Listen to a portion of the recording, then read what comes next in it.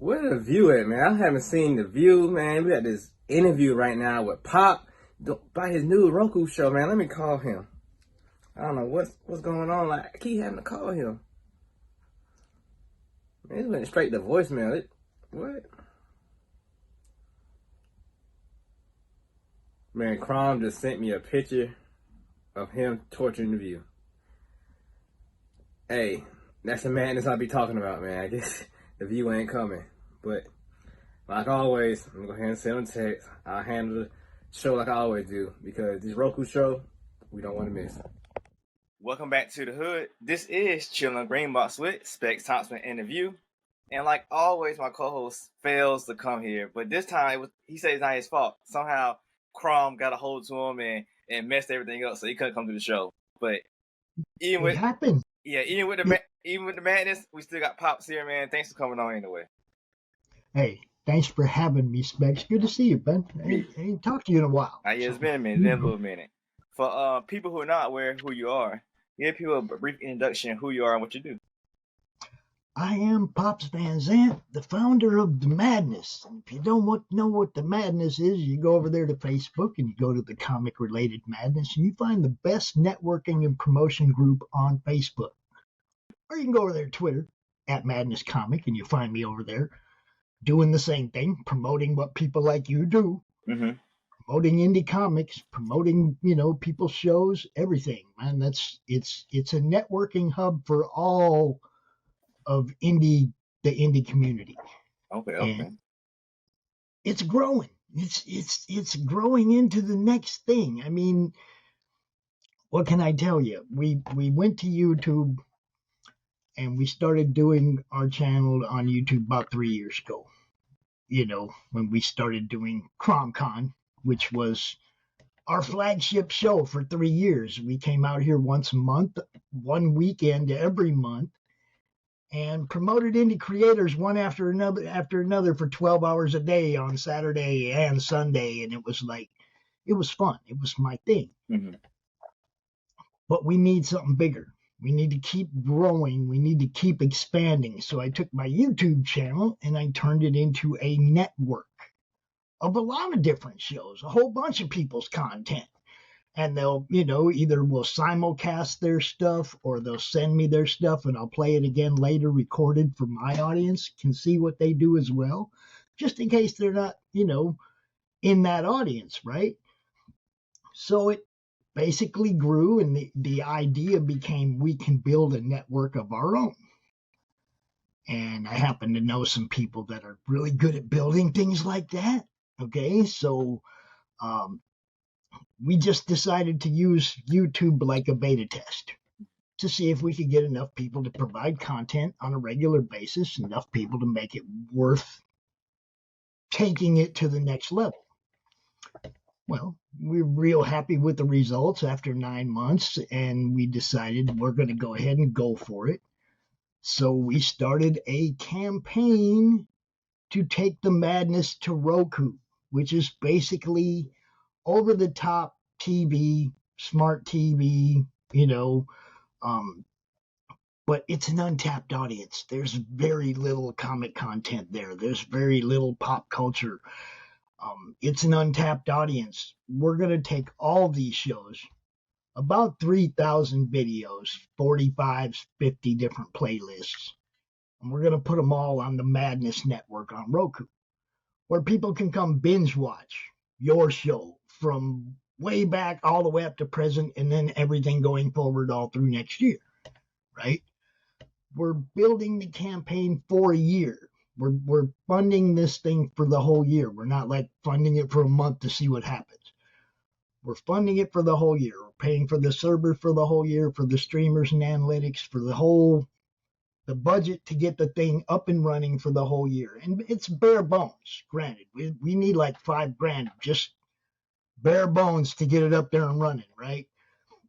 So we have a campaign called the Madness Roku campaign, and you can find it on Kickstarter, and we're almost 1/3 funded with like 16 days left to go.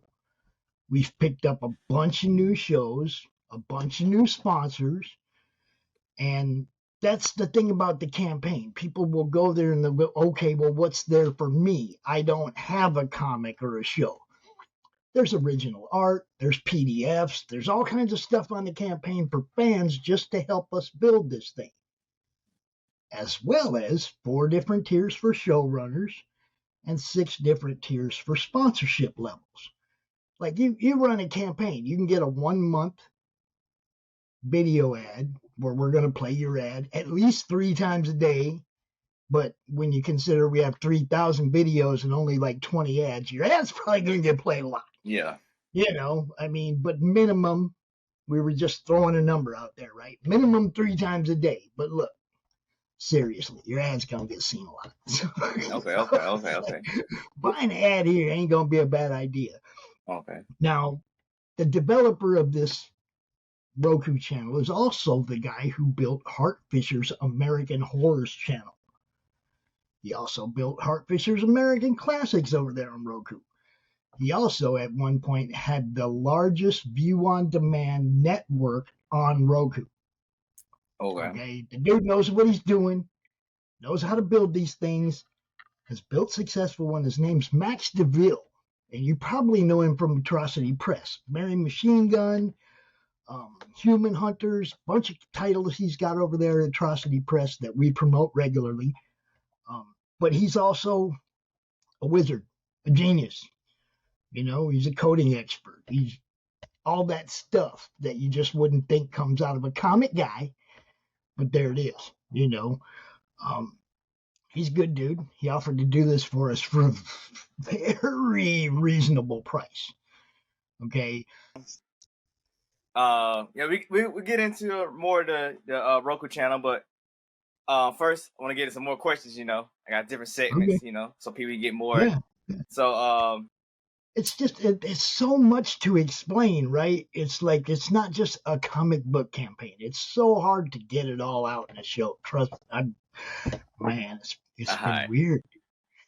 So I got a couple icebreaker questions, so you know people know more about you, and stuff like that. So my first segment is called Breaking It Down, because this is Chill on the Green Box, and I'm not aware if you had the green box where you grew up from yet now, but it's a green electrical boxes that people used to hang out on and whatever. Yep. So that's what we're doing. We're going to hang out, and break things down. So my first segment, I got 3 icebreaker questions for you, so people get a good feel of who you is and like get to pick your brain. So you ready? All right. So, what are 5 things that are important to you besides family? Faith. Okay. Loyalty. Jeez, man. Yeah. I mean, my people, bro. That's not just family. Mm-hmm. My people. I wouldn't do what I do if I didn't care a lot about my friends, my people, and the things that I love. Geez, man. I would say dog, but you probably call your dog family. Is that 4? I mean, is that 4? I guess. Yeah. Let's take it. I love the Huskies and the Wolves, man. You know, I mean, I don't know. and it's your 5th one being comics. Yeah. Comics has like been my lifelong just escape, like everybody else, right? Mm-hmm. Okay, I read not just comics, but everything I get my hands on. I'm reading the 5th Wave series right now. I'm in the 3rd book of that, so you know what I mean. It's like I just read. I love to read, and I pass that on to my grandkids. Okay. That's what they get for gifts, They get books. They don't get toys and crap. They get books. Yeah, stuff they can really use, right? Yes. All right. What website or app that doesn't exist but you really wish it did? Actually, it's being built, but we had one at one point, but I don't think it was named right, so it didn't really take off. But a social media network for us. Okay. Just like a Roku channel for us, or you know what I mean? Things that are for us. Mm-hmm. Not for the politics and the crap and the, you know what I mean, but for what we're doing. What Substack or Patreon be something like that, or not quite? Well, that already exists. You said Yeah, I something know, weird. but is that more app for comic creators or not No, really? no, I mean like a Twitter for us, Oh, just strictly like that, huh? like an open social Okay, media platform, but for comic people, for for networking and promotion for what we do. okay, okay. Without the crap, right? All right. Look, you can't go to Twitter without seeing the crap. You know what I'm talking Yeah. about, man. It's like I don't even follow these people, Hmm. but they're all over my newsfeed. I don't want that. One of the things I like about Facebook as opposed to Twitter in this way is that Facebook, I made a group, Hmm. the Comic Related Madness. And when I go to Facebook, that's the only place I go is right into my group and I network with people and I leave. Hmm. Okay. There's no news feed there. It's just Oh, our stuff, right? okay. That's what I want. I want a Twitter like that. We're just our stuff. I don't go to my Facebook news feed very rarely because I don't want to get caught up in it. You know what I mean? I want to promote indies. That's what I want to do. Twitter, you can't get away from it. It is your news feed. Even Yeah, people you don't follow, stuff you don't want to see, it's in your face yeah, all day, yeah. right? That's So true. Yeah. we need one of our own. And Max is building one, yo. I'm just saying. Okay, okay. All right. Last question. What is normal where you live at, but might seem weird around other places around the world? You're walking through the yard. Just casually, huh? Yeah, I mean, we live like on a kind of a peninsula between three lakes, and it's a migration Mm. path that they just naturally go through all the time, and it's like you go out walking at night, and you come around the corner, and, oh, hi there, and it goes, it's off running, But I mean, they're just right there all the time, and I don't know. I guess there's places where that's normal too. This isn't like just here, but I mean, I grew up in the city, Oh, okay. right? I lived in Minneapolis and Phoenix for most of my life, and now I'm out in the boonies in Southwest Michigan, and it's like it's different. You know, Well, I mean, like here, it would be that happens because like a lot of the neighborhoods they getting built up quick, so the animals return to that same forest or right? whatever. So they like, what was this? So it happens here a lot, but just not like they ain't casual. It's more like they just like in shock when they just running across, breaking people patio furniture and stuff like that. Yeah, we don't have that. They just like come up to the back of the yard. Like forest is the back of the backyard, right? Hmm. There's a little patch of forest out there, and they'll come right up to the edge of that, so we can see them out the Arcadia door out the back, and they'll just be eating leaves on the edge of the yard off the trees and stuff, and then they'll just like walk through the yard and cross the street going the other way to another patch of forest that's about a block that way. There ain't a whole lot of houses around here, Hmm. but there's like one little patch where it's a horseshoe, and there's houses all around the horseshoe, a Okay. one block horseshoe, right? That's it. And some of them houses border the lake over on the other end, but it's, I mean, if I'd lived here all my life, if I'd have known about this place when I was younger, Yeah, I bet. telling you, Yeah. it's nice. Okay. You Okay. know.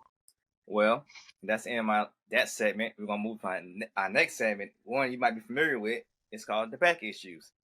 You Oh know, yes. in comics, when you want to know about a character's back issues, I mean origin story, you're going to their back issues.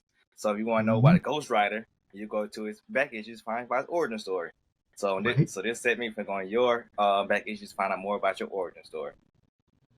My origin Yeah. story. So first one, where are you from and what do you call your hood? I was born in South Minneapolis, Okay. the Lake Street area, the area that burned first. Oh, dang. I guess my hood's the barbecue. Now, no, the place where I first bought comic books, Hmm.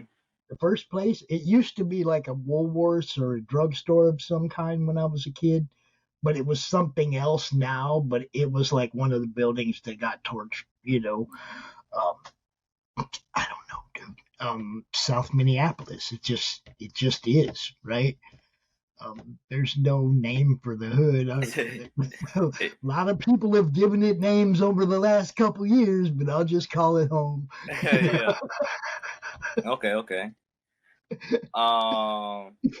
Speaking of, first, you listen to music.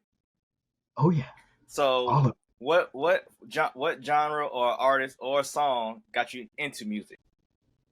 Oh, dang, dude. Now I'm old. Y'all gonna laugh at me over that kind of stuff, Mm-hmm. man. Um, I had an older sister that liked Hendrix and stuff like that, and I had another older sister that liked Dan Fogelberg and Donny Osmond. Wow, that's two different tangents. Oh man, I got so messed up when I was a kid. You know what I mean? I don't think, geez, the first band that probably really got my attention would be Kiss because of the theatrical stuff, Mm-hmm. or Alice Cooper. It was one or the other. That was what really got me into music. Was, oh, that's way more than a show. Mm-hmm. That's not just some guys up there playing instruments. There was theatrics and fire and pyro and lights, and you know what I mean. It was a show. Alice Cooper, more than anybody, that dude puts on a theatrical mess. Chops his head off, comes out with the snake. The whole, it's a theatrical show. I guess I'd probably say Alice Cooper would be the first that really got my attention. Okay, okay. All right. But, And but my genres are everywhere, dude. I, I mean, everything from Tom McDonald to Black Label Society. I mean, oh, it's, okay. I grew up Brothers Johnson. Like, South Minneapolis was a Motown city. Yeah, it was. Yeah, Okay, Morris Day, yeah, Prince, yeah. right? All that, Okay, all that. it was a Motown city, so you couldn't avoid that. Mm-hmm. Um, Dude, Prince was an amazing guitar player. Uh, in high school, that dude was an amazing guitar player. And yeah, I went to the same high school he did. Oh, I ain't trying to do all that because he was a couple years older than me and gone before I got there. But mm-hmm. you know, his everybody knew about his music though, because when you're a kid, you're in garage bands and stuff. Yeah. You're not famous, right? So everybody in South Minneapolis, if they were going to kegger parties and stuff like that, had probably seen him play at something.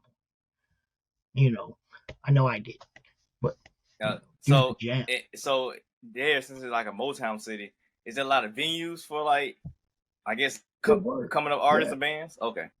yeah, there were. There's one place. The last time I was there, place that was called Boyd's on the River, Mm-hmm. and it was during the punk rock explosion of the Flock of Seagulls era, right? Mm-hmm.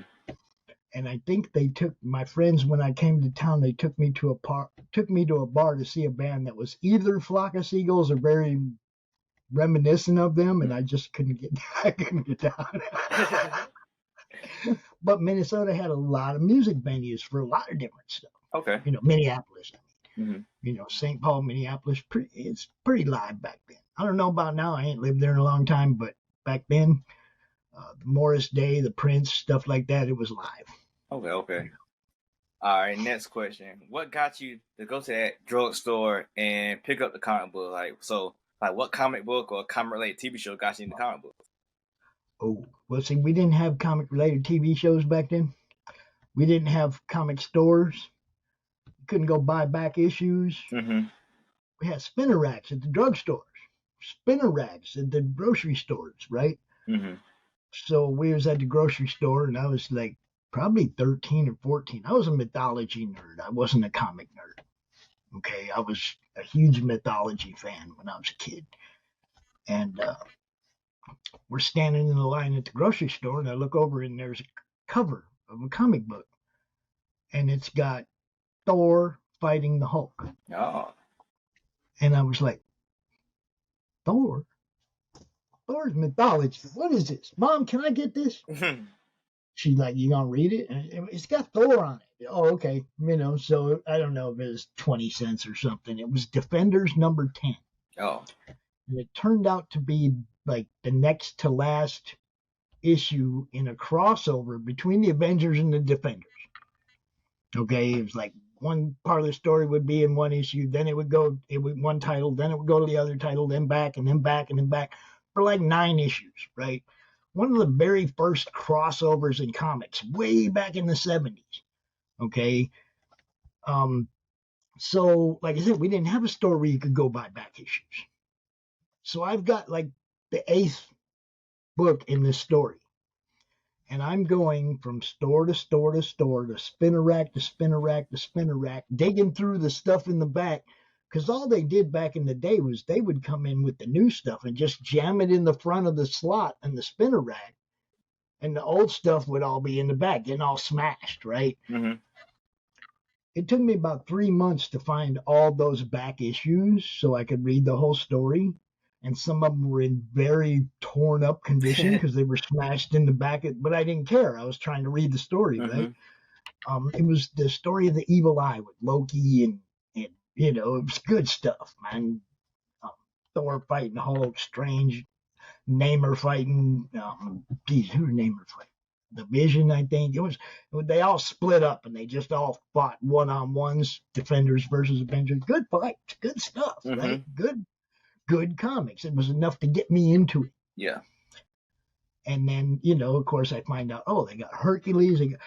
And the thing about Thor was, the actual Thor comics, they would have Tales from Asgard, which expanded the mythological world that I had grown up loving.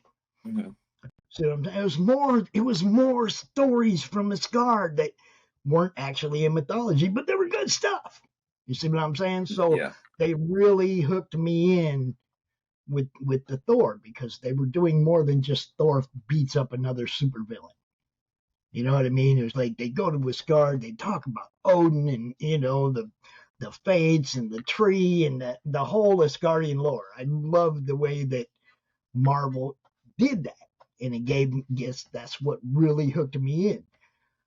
If you've been watching the show offs the last few weeks, we've been doing Thor. We've been going through Thor, the comics I have and the comics Dave had, and we just compare. Like, he's in England, so he's got like English versions of the comics, and I got the American version, and we like compared the differences in them and stuff. But it's just a fun show. But we're doing Thor right now. He'll be back next Sunday, and we will be on, I think, part 4 of Thor. Okay. There's a lot of Thor books. Yeah, I know. Flagship hero almost. He was my first favorite. Mm-hmm. And then Silver Surfer, obviously another cosmic from outer space being, not just your normal superheroes, and third favorite was Elektra. Really? Because she was an assassin. She was mean, right? She didn't care. She just went and did her job. Then they made that movie and they watered it down so bad. Mm-hmm. And I was like, man. So I never looked forward to too many of the movies after they did that to Elektra, because it was her first movie. She's supposed to be an assassin. They come out there and they turn her into a wet nurse. Yeah, basically. First movie, right? Come on, man. Mm-hmm. So I've never had a lot of faith in the movies that they talk about what's coming out next, because I already know what they're going to do. They're going to make them for a newer audience that doesn't appreciate what the stories were really about. Mm-hmm. That's okay. Do whatever. Netflix did an okay job with their 4 little. She did. They did. They stuck more to who she was, right? Who she was supposed to be. I like that, but then I wasn't happy with the way they did Iron Fist. Yeah, I mean, I was intrigued with his story. Like, the storyline was intriguing, but just him himself just didn't do it for me. He didn't play the dragon. I mean, I don't know. I didn't like it. I didn't like the way they. Yeah. Elektra, they did well. I think they did Luke Cage well. I didn't like Luke Cage. Luke Cage was kind of stale to me, just because his power set and what was going on. But character wise, he was good. But just like, he's just too strong for the people he fought. Right. Well, and that was always the case. He was just beating up people in New York City, right? Yeah. So that kind of but the crossovers he did with the other characters, it was good. But his show was just like, I watched season 1 of it. Yeah. Season 2. Once I got shot with a missile, I was like, yeah, I'm done. Yeah. The Defenders, his part in the Defenders is good. Mm-hmm. But again, his show, like you said, his standalone show was kind of, he was a hero for hire.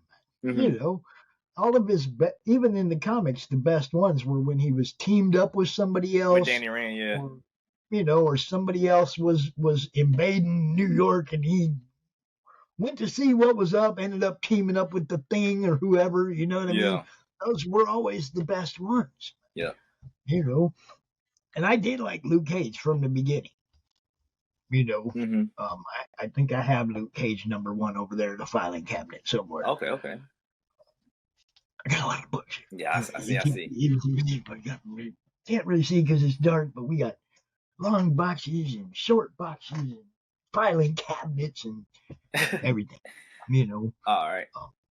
And it's pretty much all for sale because I want to build this Roku network.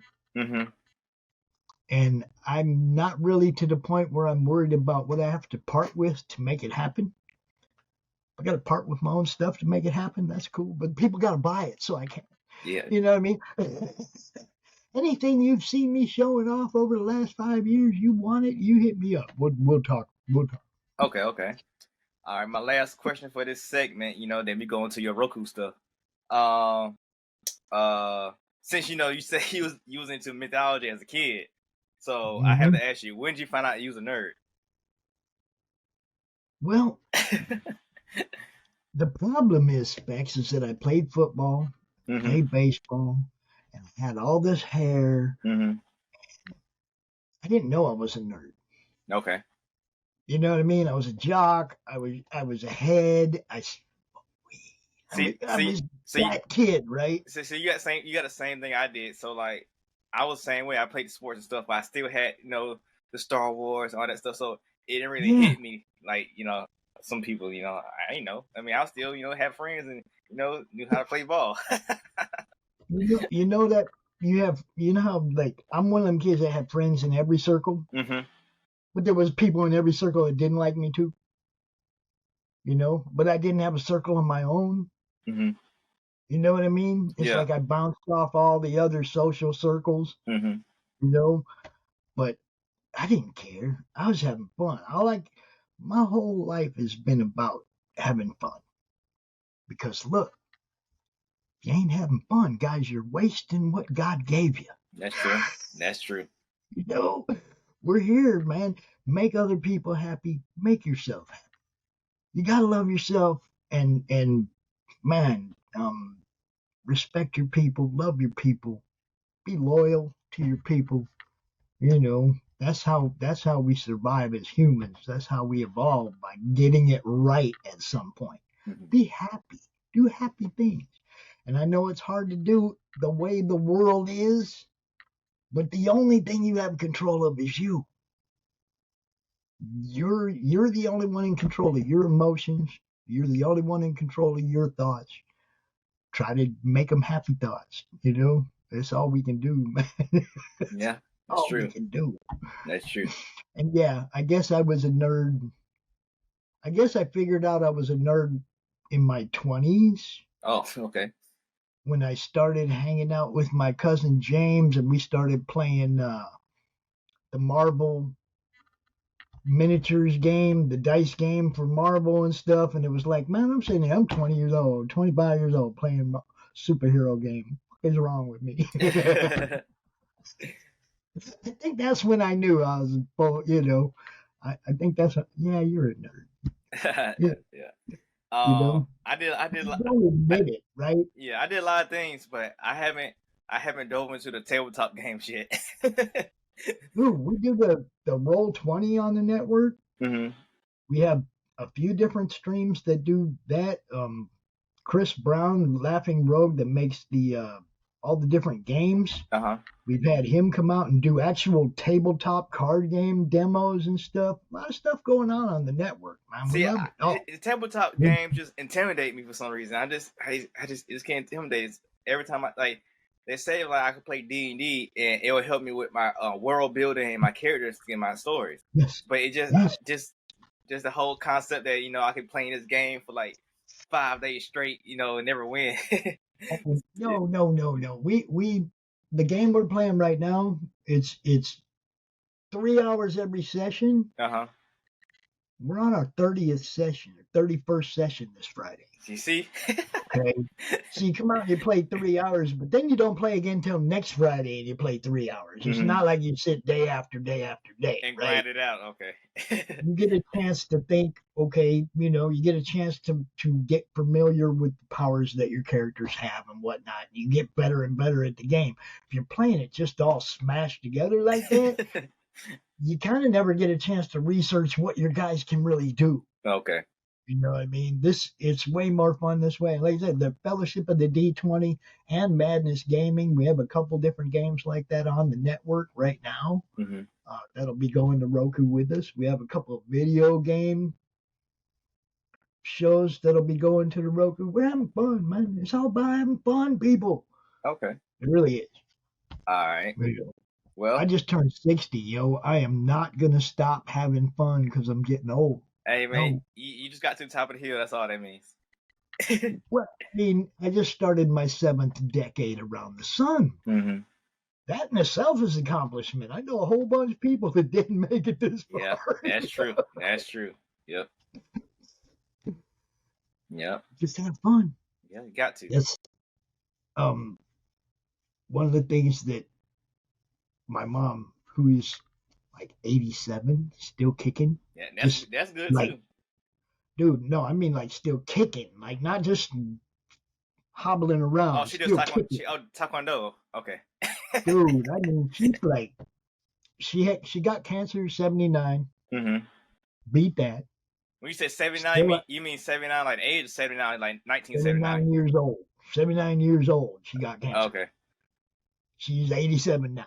And she just like kicked cancer's ass and kept right on going, right? She went through chemo like a champ, just come out the other end, like right back in the gym doing everything she used to do.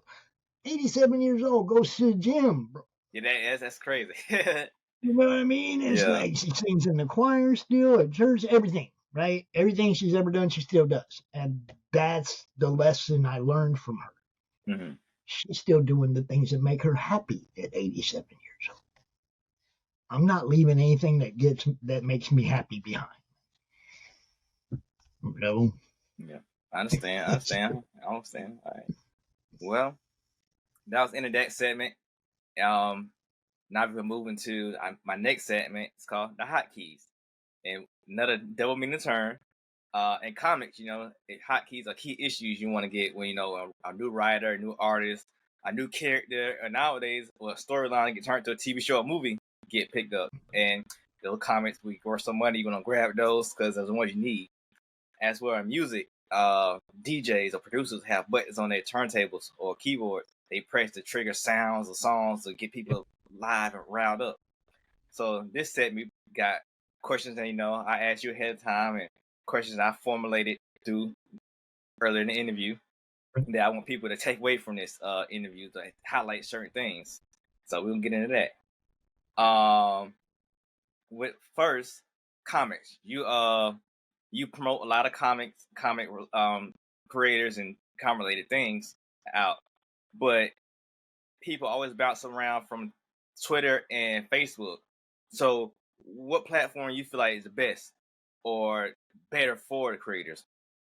Well, I started on Facebook, right? And of course you realize when you start looking at Twitter that there's a whole nother group of creators over there that don't use Facebook, just like there's people on Facebook that don't use Twitter. And one of the things I tried to do with my group was bridge that gap and make sure that people on Facebook knew about some of this stuff on Twitter, some of these good books that were up on Twitter, and that the people on Twitter knew about the stuff that was going on in the madness, which is why I made a Twitter page for the madness as well. I don't think one's superior to the other, except for the point I made earlier about being able to make a group on Facebook that kept me off the newsfeed. If Twitter would do that, I'd be so down, dude. If I could just make a madness group on Twitter. And I know they have like chat groups or whatever, but that's not the same thing. Okay. Not like what we have in the madness. The Facebook group is pretty lit. There's like 2,600 people, and they're all comic people. People join the group and I look at their profile and they don't have no comic stuff. I know that they're just going to be dropping some dumb ads, and no. Yeah. But if I look at your profile and you got art and you got comics and you got stuff that, then yeah, I leave you in the group, right? But I do filter it. I do look at the people that join the group because I want it to remain true to what it is, a networking and promotion group for indie creators and fans. Fans is the most important because that's what I am. Yeah. I'm not a comic book creator. I'm not an artist. I'm not a writer. I'm a fan. And that's what started this whole thing. When Emerald City went down in 2020, my little Look What I Got group turned into a true networking and promotion group, and something to try to help people because suddenly nobody had no tables to set up. Some of them people didn't even get their money back for the tables they paid for. Oh, man. So here I was with the Facebook group. I was like, okay, I'm going to do something to help these guys. I'm going to start doing a monthly show and invite them all to come out for a half hour each and talk about their stuff and maybe sell some books for them since they can't set no tables up nowhere. Mm-hmm. That's what happened to me. As a fan, I'm looking at my friends and I'm going, man, these people like Mike Barron have given me a lifetime of entertainment. I'm going to give something back. I'm going to give them a place to try and sell some stuff while they're down, while they're being held down. Now, right? Was that the group or was that when the CromCon started? That was how CromCon began. It was like the month after Emerald City went down, we did the first one. Okay. And then we did it every month after that for 3.5 years. Oh, wow. Every month. We had like 38 shows. And the only reason I'm not doing CromCon right now is because this campaign. I'm trying to focus on this, and that takes a lot of time to book, 60 people to a show, to book panels, to keep it entertaining, and then to promote it all month before the show and then do the show. It's a month-long job. It's not, we're going to do it, it's work. It's booking. It's, having a backup plan for what happens if this guy don't show up or that panel collapses. What are you going to do? It's all that you were talking about, production, pushing the buttons. I do that for a lot of the shows on the Madness. I'll be in the backstage just running the show for them and putting banners up and playing the ads, stuff like that, because I want them to focus on their show. I want them to be able to focus on what they're doing, and having somebody, having somebody to run the backstage for you while you're doing your show makes it a lot easier. Yeah. So I do it for Doc. I do it for a few of the people on the network. Romo's got his wife doing it now. His wife wanted to learn how to produce a show, so we trained her into being his producer. She's doing great. We got great shows, man. Lori Calcaterra does a show, Tuesday Morning Brew. I did that show for a while, and probably the smartest thing I ever did was give that show to her and let her do it. Got to the point where I couldn't be out here every day as a face promoter. You know what I mean? Yeah. I was trying to do this big, huge event, CromCon, and then trying to do 4 weekly shows too. And it was like, no, this just ain't working. So I gave the draw stream to Rich. I gave Tuesday Morning Brew to Lori. And Monday Madness I still do. But, I definitely had to pull back and focus on something bigger. So Roku, that's the bigger. Yeah. And what made you choose Roku versus all the rest of the, I guess, streaming platforms? The fact that we'll already have our foot in the door. Okay. We can Hart will be playing our ads on the American Horrors channels, telling people we're coming, what we're bringing. You know what I mean? We get to put ads on his network telling his viewers what we're bringing. Well, some of what we bring jives with what they like.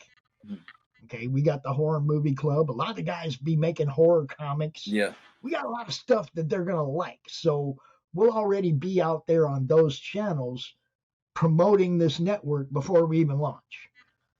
Hart had, what did he say? He said 10 million views on his network last year or something. That's a lot. Yeah, so we're gonna get seen before we even get there. Okay. Now, Hooking up with Max. Now, if I don't have Roku TV, right, I got a Vizio or whatever. So how can I have to download the app for it, or how do? Is your Vizio a smart TV? It is. Then you might have Roku. Okay. You might already have it. If you don't, there's a Roku stick, like a Fire Stick that you buy. Comes, thing you plug in with the remote. And we actually have those available on the campaign. So if you don't have one, you can get one and back the campaign and help us get funded in that way too. That's smart. That's smart. Everything we're doing is always been about getting more eyes on what people like you do. That's my whole goal. Okay, so I see an untapped audience. We went and looked. There's like 2 comic shows on the whole Roku, and they're like once a week shows. We're going to drop in there with a view on demand platform like Netflix with 50 different playlists of content you can watch. Everything from RC car building to video gaming, tabletop gaming, the regular shows, the draw streams, the shill shows, all of it is going to be there. And some of the people are buying the packages wherein you can upload your previous content, right? The only differences in the showrunner platforms is how much content you want on the platform the day it launches. Okay, if you don't even want any previous content, you just want to start fresh going forward. The first package is $25 and you're in. You upload your content to us, and we upload it as the weeks go by through the year, but no previous content. Now the next tier would be if you want 50 videos uploaded of your previous content, so people have something to look at, something to look at and get an idea of what you're going to be doing going forward. You can upload 50 videos. You can upload 200. You can upload 500. As much content as you want to put up, we will put it up there for you. But that's the only difference as a showrunner. It's just how much content do you want us to put up there before we launch? So real simple, right? So now you said view on demand. So it's like Netflix. So is it gonna be a continuous live stream too, or no? No. So just view on demand. Like I can go to the channel and I can pick, my show. Show on the green box. It's like, oh, I want to watch episode 4. I can click boom. Okay. Yep. And as much as you upload, right? If you upload your whole catalog, people will be able to binge watch everything you've done from day one all the way up to present and then going forward. Okay. You see what I'm saying? We're funding it for the year, not just for a month. So if you jump in, and even at the $25 level, your show is going to be on Roku for the next year. Okay? It's going to be up there. Everything you upload, everything you send us to upload will be going up. Okay? You'll be up there for a year. You get half the ad revenue generated by the Roku ads. So how would I get seen on the channel? Well, we're hoping that we'll get some bleed over from the American Horror Channel, and we'll get a Roku base early. Okay. Okay. Because this ain't like YouTube. Some of them people don't YouTube. Okay. But I'm going to use each to cross promote the other. People on Roku that don't YouTube, we're going to be telling them about you guys' channels on YouTube, right? People on YouTube that don't Roku, we're going to be telling them about what they can see on Roku. I'm going to just keep doing what I do, which is promote. I'm just going to, instead of telling people go look at our YouTube channel or, whatever, it's going to be go look at our Roku channel. Okay. My job changes in that way, but everybody, of course, that has a show is going to want people to go look at their show on Roku because they're maybe getting monetized where other places they're not. Mm-hmm. Okay, this was one of the things. I got a lot of people in my network that have 150 subs, 80 subs, 200 subs. They're not going to get monetized anytime soon. But they can be over here.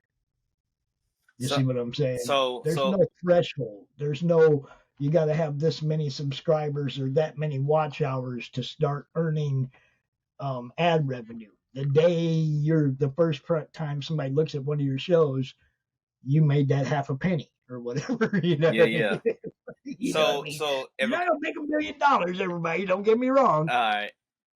But you never know, right? Look, the guys who got in ground floor on YouTube, where are they now? They're the guys with 15 million freaking followers because they got in ground floor, guys. We're giving you a chance to get in ground floor. You're giving you a chance to get in cheap. And trust me, none of us will ever have our shows on Roku for $200 or $50 or $25 or whatever these tiers are. They're all, it's just a no-brainer, guys. None of us will ever get on Roku for that cheap without all of us working together. Right? So yeah, once we get a show on this, so anybody who has a show on your channel, they have an opportunity or will get monetized. They get monetized immediately.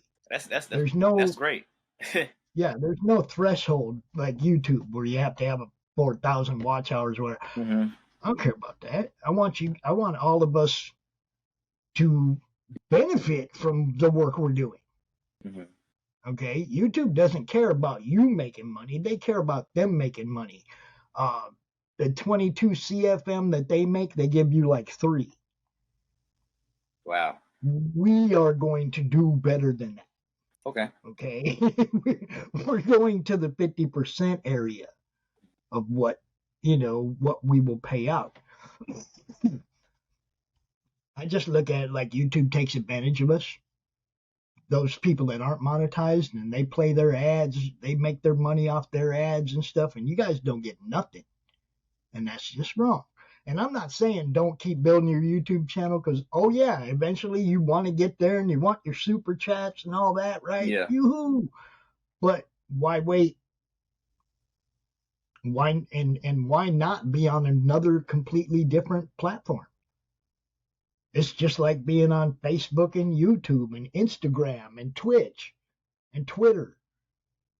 It's just another platform that we can be seen on and maybe sell some stuff, which is really what it's about. What everything I do is about is helping people get seen, maybe sell a book or 2 or whatever, That's the goal. Yeah. So, you say, so as being a fan of comics, you said that, 2 questions pertaining to that.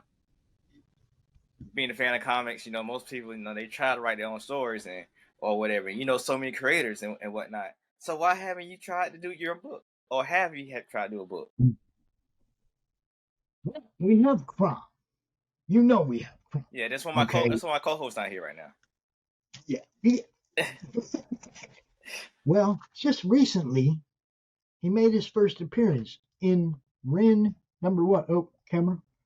That's backwards. I hope it's not backwards. No, it's right. It'll be right when Now, in Ren number 1, you open it up, like, not the first splash page, but the next page is Crom's first appearance. Where's he at? There he is, on that dinosaur right there. Okay.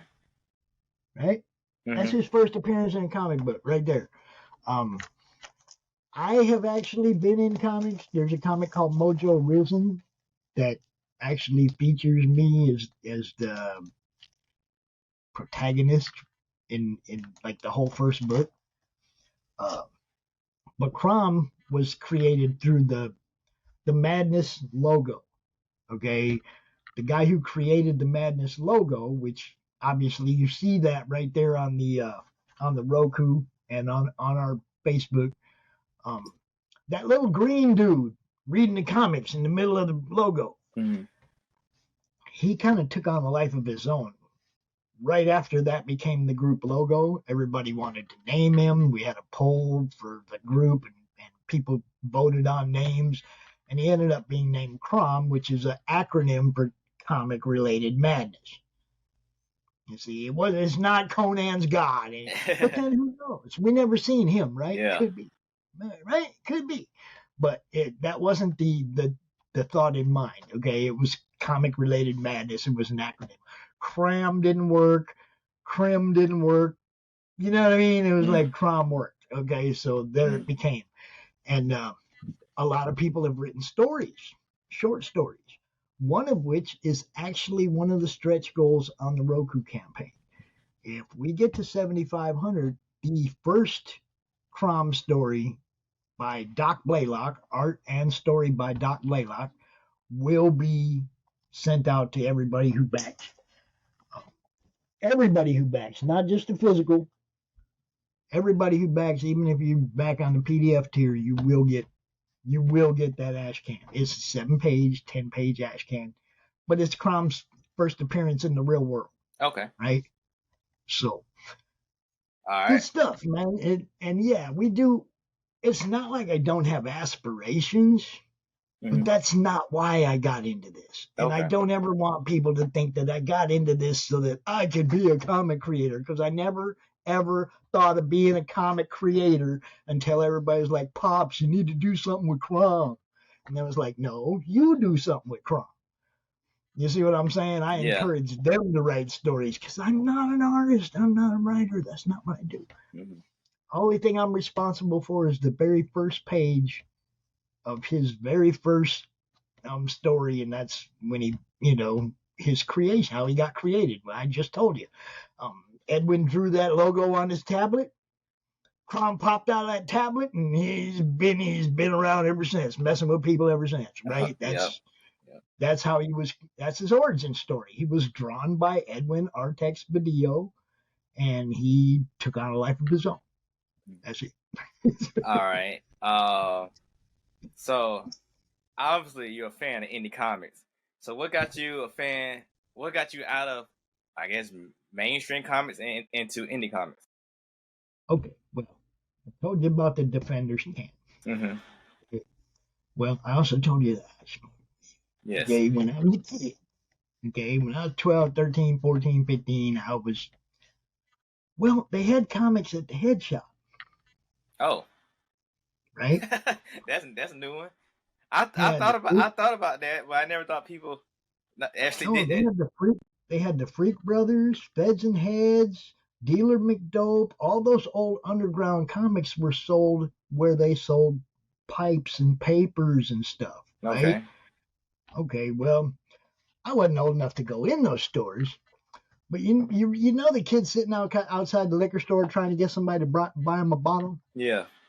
I was the kid outside the head shop trying to get somebody to buy me some comics. Okay. Because I wanted all those underground comics. I love Freak Brothers. I love Feds and Heads, Dealer McDope, all those weed comics from the 70s. Okay. I liked them more than mainstream stuff then. Got into mainstream more, once I started hanging out with my cousin. Got into more mainstream, got into, reading more of it, other titles than just what I liked, right? Spread out some, started looking at Spider-Man, started looking at X-Men, outside of the Thor Silver Surfer stuff, But then, of course, like I told you, movies ruined comic books. Oh, so that would did it. Okay. Movies ruin comic books, man. Movies and grading. Okay. American comics used to be a disposable medium. We folded them up, put them in our back pockets, we traded them, we gave them to our friends to read. They weren't something you put in plastic. You see what I'm saying? When we were kids, collecting wasn't about wrapping it in plastic and having a serial number on it. So you say it was more like manga, like how they read manga, just toss it now. Yes. Okay. That's why manga's doing better than American comics now, because everything we buy, we think is going to be worth $1 million, and you got to put it in plastic. And no, everything they buy goes in their back pocket, and they trade it, and you know what I mean? Just like we did when I was a kid with comics. Okay. Okay. When they start grading manga, that's going to ruin manga too. I'm just saying. It was a disposable medium. Now, like I said, we got boxes and boxes, and everything's bagged and boarded and kept perfect just on the hopes. right? You see what I'm saying? And For me, collecting was that was thinking me when I called a nerd gap. You know, I didn't like I told you I did the same thing, nerd and sports. So when I got back into reading comics, like physical comics, it's like I don't know, about 6-7 years ago. So you know, I'm used to when a kid, I used to read the comics, no problem, lose them, whatever. So I read, bought, spent like $50 at a comic book shop, read some comics. Watching a YouTube show, and he was talking about how much comics are worth, and it was Spider-Man 800, and he gave me like the price of it. I was like, what? That comic worth that much? I have that comic. is Then that the Red Goblin one? Yeah. Yeah, I got that too. And I was like, man, I can sell this book. But since I was a casual reader, I read the book, and my thumbprint smeared ink on the cover. So I was like, oh man, I devalued the book. So like that got me to. I got short box, long box, just like you do, like behind the camera. But that's what got me. I still buy them, but then I read them digitally and keep the physicals all nice and neat. I quit reading the mainstream stuff because it just kept getting farther and farther away from the actual source material. Mm-hmm. You know, just like the movies, it gets farther and farther away from it, right? Um, I like Thor. I don't like Fat Thor. I don't like Surfer Thor. I like Noble God Thor. Mm-hmm. Right? Okay, so King Thor was kind of a cool story, I guess. But that's kind of where they lost me with Thor too. You know, Okay. Now he's a herald of Galactus and blah blah blah. Yeah. What? Okay. When you run out of ideas, you start smashing stuff together, and that's where mainstream comics lost me. Um, that stupid giant crossover, War of the Realms or whatever. Yeah. Okay. When you start making me buy titles I don't care about so that I can read the story, you're losing me. No. Okay. I don't want to have to buy titles I don't care about. Now you're forcing me to buy titles I don't care about in order to get the whole story. You lost me, guys. Now it's a marketing thing and it's not a serving the fans thing anymore. Okay, that makes sense. I had that issue with a recent crossover. I think it was X-Men versus Internals versus Avengers, maybe that one, or maybe one previous. But it had me pick up books that I knew I wasn't reading. I don't know if it was like a Captain Marvel or something. It's just a book that I had no interest in the story. I knew who the character was, but it's not something I pick up. Then now I have to read this story, and I don't know where. You know what's going on? Yeah, you know what's going on. Yeah. 2 panels that have to do with the story you're reading in that whole book. Mm-hmm. Right? There'll be 2 panels like, for more on this, look at this. Yeah. That's what you gave me, half the time when they make you go read a title, there ain't even a story there that's related to the crossover. It's just a little piece of that story.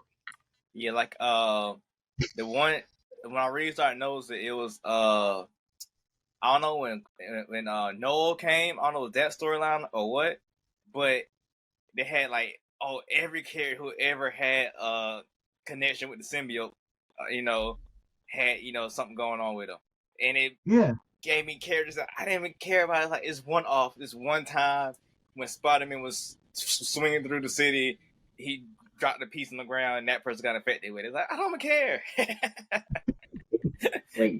Exactly. Yeah. That's what I'm talking about. Like when they did it, Secret Wars stuff like that was okay.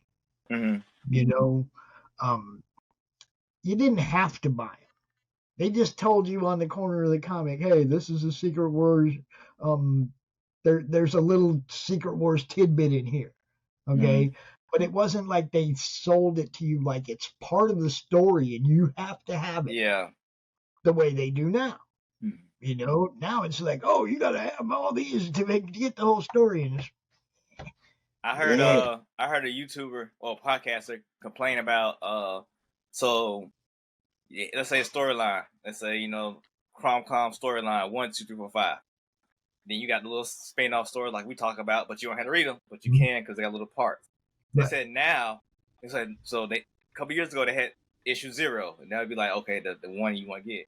But now they said they still got issue 0, and now they got alpha, beta, omega issue that goes before. Like, why does like start numbers over again? Like, where did we start? Like, we picked this book. Where do we start at? You know. We're gonna keep backing it up because we need more number one. See, that's the other thing. That's why all the constant reboots and everything. They think everything with number 1 on it is gonna be worth something. Mm-hmm. They're gonna be able to market it because it's got a number 1 on it. Yep. Not true, guys. It's just not true. Still has to be good. Still has to be something people want. You know, we don't want another reboot of Spider-Man. Did you ever read the Spider-Man Heroes Reborn? I didn't read none of the Heroes Reborn. It didn't. Dude, they took Peter Parker and they brought him up into the 90s or 2000s or whatever, and Aunt May and Uncle Ben are buying him a computer. That's not my Peter Parker. You see, that was my issue.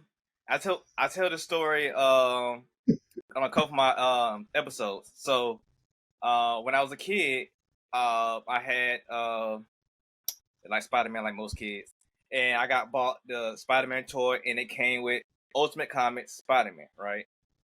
So, like you said, I know who Peter Parker was, knew the story. When I read that comic, it has the Ultimate Spider-Man origin story, which is different. So I'm like, what is this? It's not the original Spider-Man story, so I didn't care about that comic, whatever. Now that comic's worth a lot of money, but it's just the fact that Ultimate Comics Peter Parker wasn't Marvel 616 Peter Parker. His storyline didn't make sense. His webs came out of his arm. It wasn't the web shooter. It just was a different Peter Parker, and it didn't relate to me.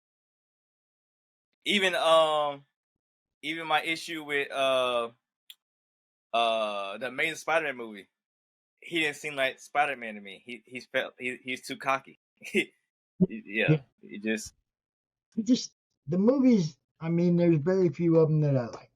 Okay, I think I like the first Captain America movie because they actually did Cap's origin. Mm-hmm. Did it right. Okay. Yeah, I'm kind of stuck right there. Well, I think I believe all the Captain America movies was pretty decent though. You know, Civil War was kind of iffy, but they only had so much to work with. You know, but you got it. But Winter Soldier, that movie, you know, it was, you know, it was better than like the Thor for you. I guess you hated Thor. The stuff like that. The first one was okay. It's just like all of them. Iron Man, the first one was okay. Yeah, okay, but then the second then they start mashing stories together, and like Ragnarok was horrible. That was World War Hulk. Yeah, all the way. Okay, that was World War Hulk. That wasn't Ragnarok. In Ragnarok, Thor fights the Midgard serpent. You know, it's a big giant battle for the end of humanity and whatever, right? Mm-hmm. It's not what they put in that movie. I was so disappointed. But again, that's what I say. It's like I think the movies ruin the comics because they're not giving the movie fan what was really in the comic. Yeah. And giving them a reason to go back and want to read that comic. You know, I mean, if you go back and read that right now, if you go back and read Ragnarok, you'd be like, huh? Because the movie wasn't Ragnarok. Yeah. And Hela trashed the Scar, but Hela does that 50 times in the history of a Scar, right? Yeah. You know, that's Disney probably messing up on Marvel with that, but with the Star Wars stuff, you get that. Like right now they're doing a Ahsoka TV show and they're building up to Reign the Empire, I think, or Heir to the Empire. So people build a hype, so now they're getting people to go read the old Dark Horse comics or the novels. Then they're going to get mad. Then they're going to get mad because they're going to run into Mara Jade. No, they said it. Well, stipulation. In the comics, and in the books, stipulation. You run into Mara Jade. But when you go to the shows, she's not going to be there, and the fans are going to be mad again. Well, they said, if you've seen the Ahsoka, they said one of the characters they probably going to rewrite that character as Mara Jade, which they do that a lot because I feel like Finn, the black guy from what's it called, the sequel trilogy, I feel like he's Kyle Katarn. Okay, well, see, my problem with Mara Jade is Mara Jade ends up being Luke Skywalker's wife, and they have a son named Ben, and that's why they can't write her into the story. Yeah, they had to change. Well, they might be the solo. They might be the, instead of being the Solo twins, they're the Skywalker twins. They bring Jason Jaden, back. Oh, geez, it would be horrible. But I'm one of them people, right? I'm one of them people that's Chewie's dead, long live Han. Yeah. Okay, because in the EU, Chewie died, not Han. Yeah. Yeah. There's so much that. Yeah, Han's one of my favorite characters, and I was like, oh man. And the thing that was cool about after Chewie died in the EU is how Han reacted. How he withdrew from everybody. He was doing stuff on his own. They were trying to bring him back in to help. It was a good story. Yeah. You killed Han, stupid. Kill all the original characters. Han, Leia, and Luke. All of them. and Chewie running around going, oh, nobody can understand him. Yeah. Yeah. Chewbacca is my favorite character. Okay? And look, he died in the EU, and that was a drag. But the stories after, like I said, with Han's mourning Chewbacca and everything, were good stuff. And Lobaka. Yeah, his nephew. Yeah. Yeah. Good stuff. All that, man. I read it all.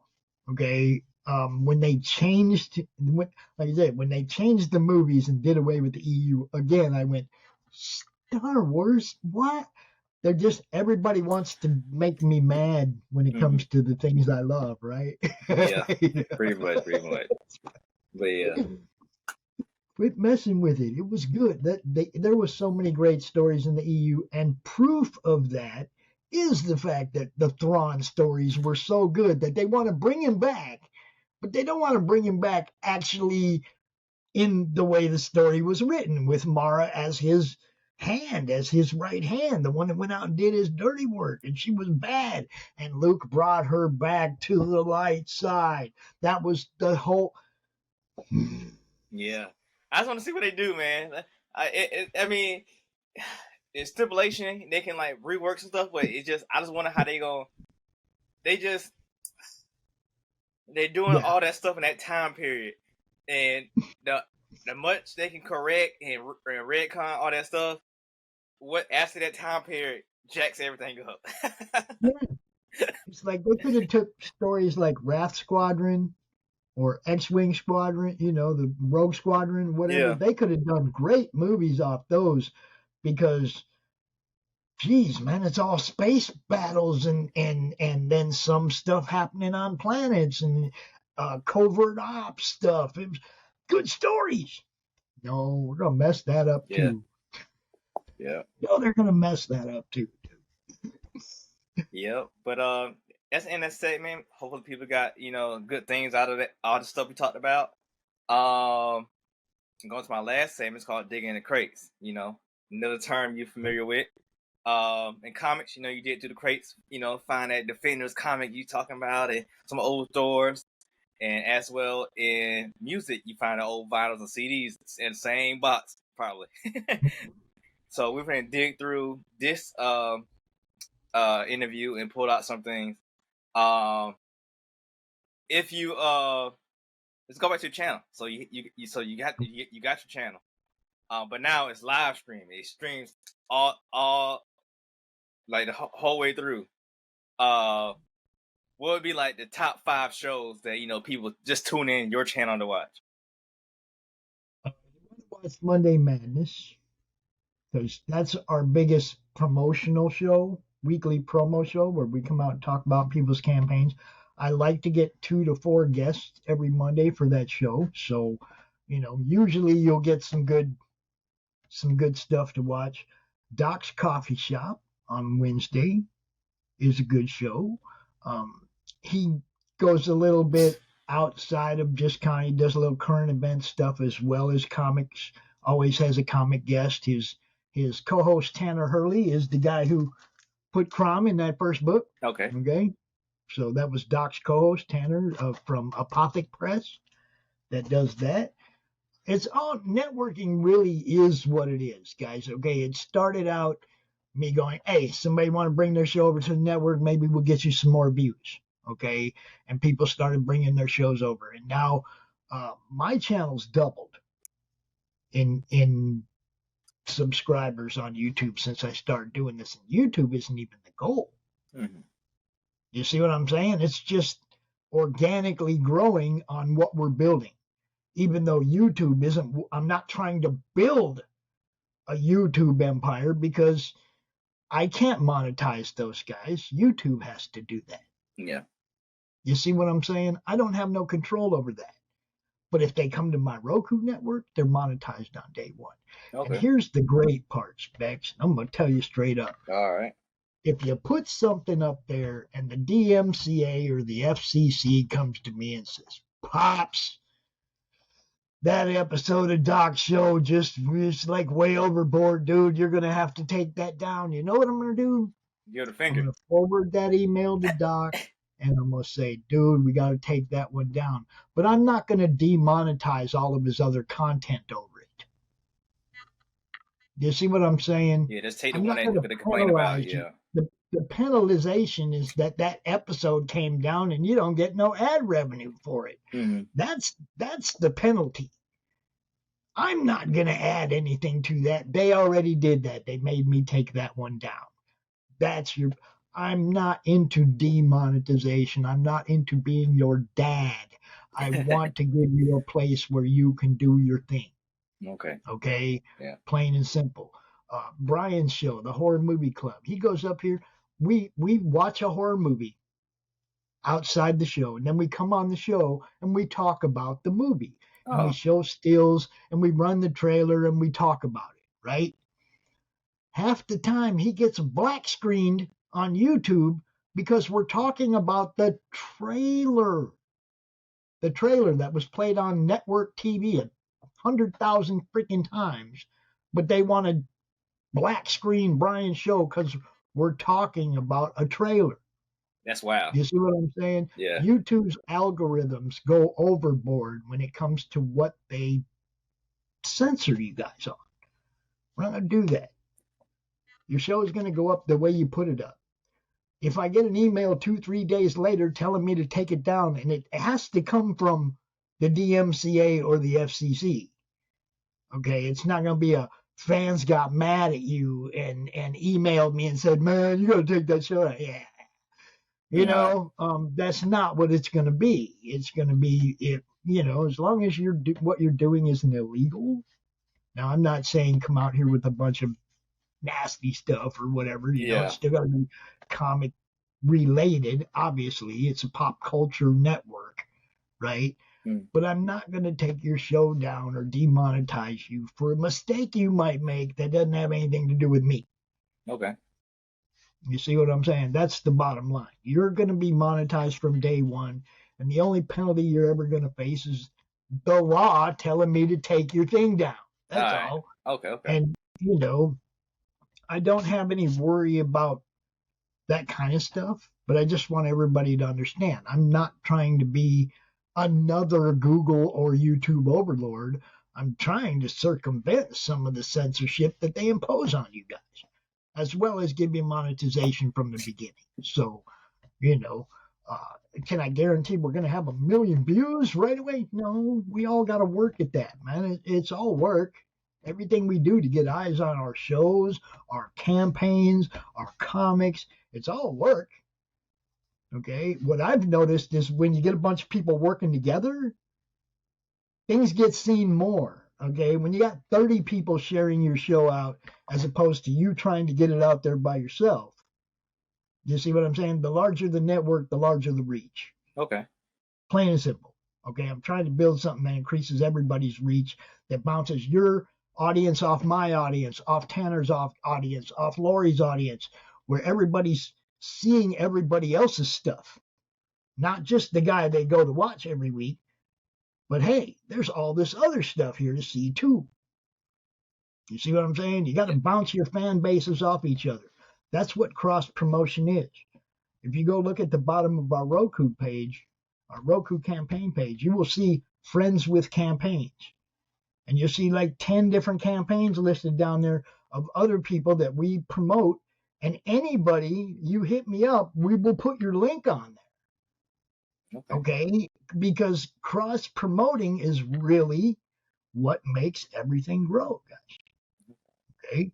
Fans of mine are going to go look there. They're going to see Electric, Agent of Helix. They're going to see Waifus and Kaijus. They're going to see Lori's campaign. They're going to see Perfect 10 by Dave Brink. There's a whole bunch of campaigns down there that you can click on and check out because we promote people. That's what we do. And that's really the bottom line of the whole thing, guys. I just want something to do as I grow old. This is it. All right. You know, I don't want to go have to work in a warehouse. I want to like sit in a chair and do what I've been doing for the last 4 years. Having fun. Yeah, do what I want to do. You know, I ain't going to be here that much longer. I want to have fun going out. Yep. All right. Mm-hmm. That's dope, man. That's dope. For people, well, yeah, it's on Kickstarter. Go check it out. Go, support. Make sure, it get on Roku. For the people who listen to this or watching this after, the campaign is over, where can they keep up with the madness? Facebook, the Comic Related Madness. Okay. YouTube, the Madness Comic Network. One thing I did want to say, though, you don't have to be a showrunner or a sponsor to have a reason to back this. We put a whole bunch of stuff up on the campaign for fans that just think it's a great idea. You back it, you get something in return. There's a bunch of PDF bundles. There's 37 PDFs available on this campaign. Okay, that's a lot of comic book. Okay, there's some physical books. There's T-shirts. There's all kinds of stuff for just if you're a fan and you believe in what we're doing, you can help us get funded. There's original art. There's sketch cards. Tons of stuff, man. If you're a fan and you like what you heard here and you already have Roku or whatever, help us out, man. Go get you a piece of original art or a sketch card or some PDFs or something. You're not buying something from us. You're helping us build this to serve everyone. And we're going to give you something in return for that help. Cool. That's what it is. I'm not selling books, but we can give you some books if you help us out. Okay. You see what I'm saying? It's like I'm not selling original art, but we have some that you can buy, and it'll help us out. Cool. Cool. There was a. Do you know Gingerton, the Ginger and Pedro show? No, I don't. I never heard that one. Okay, they're one of the shows on the network. He had offered a script. He would write a 10-page script. Wow. For you for $100, and I can't say, I shouldn't say the name of the person who got it, but you might know him and look forward to him doing a ash can here real soon. That's cool. That's a steal though. 10 pages. That's a steal. The script. Yeah, $100 for 10 pages, and he just offered that to help us get the funds to get this campaign up, right? To get this Roku channel up. He's not getting that $100. He gave that $100 to us, and he's doing that work as a donation to us. All the people that threw art at us to put up on the campaign, they donated that. They're not asking for any money. They want to see this thing grow. All the people that have offered something to this campaign, whether they're part of the network or not, show me that they believe in what we're doing. Okay? By donating stuff to help us build this. They believe in what we're doing. And I'm asking all of you to believe in what we're doing too. This right. Could be great. And look, like I said, the people that were at YouTube in the beginning, when it started, look at them all now. Okay? If you get in ground floor on this thing, we succeed with this, 15 years, you are going to be those guys. Yeah. With the millions of followers and whatnot. This is it's a chance to get in on something ground floor that actually has a chance to grow with a foot in the door on Roku already. So give it some thought. Check us out. There's Original art by Corey Barton, Bill Moss, Jim O'Reilly. Sketch cards by Rich Parada, Doc Blaylock, Christian Zaffo, Ron Moskowski from Romo Art, and Dal Ladd, the guy who drew the Still Toking With comics. Okay. Not real well known, but great artist. He's doing some sketch cards on the campaign as well. So, you know, that's one of them head comics that I was talking about. Still Toking With is a zombie stoner book. Sounds dope. It is good stuff. All right. But thanks, Pop. Thanks for coming on. No, thank you for giving me time to actually talk about it. You know, a lot of times we get caught up in the questions that keep us away from actually talking about the campaign when we're on the show. And I appreciate that you let me talk about the different things that are available. Because like I said, it's 3 different types of people we're trying to reach here. Showrunners, sponsors, and fans. And there's something for everybody on this campaign. Go check it out. All right. Thanks for coming on, man. You bet. Good. Thank you.